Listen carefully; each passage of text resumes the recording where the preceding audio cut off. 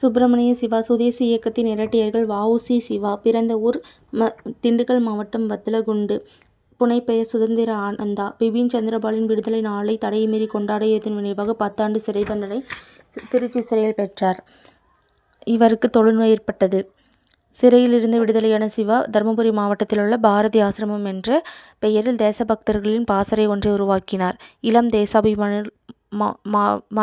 பயிற்சி அளித்தார்.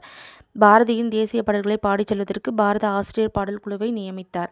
சிவாஜி தேசிங்கராஜன் போன்ற வரலாற்றை நாடகங்களாக்கினார். 1908, 1921, 22, 24 அரசுக்கு எதிராக செயல்பட்டதனால் 4 முறை குற்றம் சாட்டி வழக்கு தொடுத்து தண்டித்தது அரசாங்கம். தேச சேவையிலும் சரி, சிறைப்பட்டு இன்னலுற்ற தியாகத்திலும் சரி சிவாவுக்கு இணையான மற்றொரு தேசபக்தரை சொல்ல முடியாது என்று புகழாரம் சூட்டியுள்ளார் ம.பொ.சி.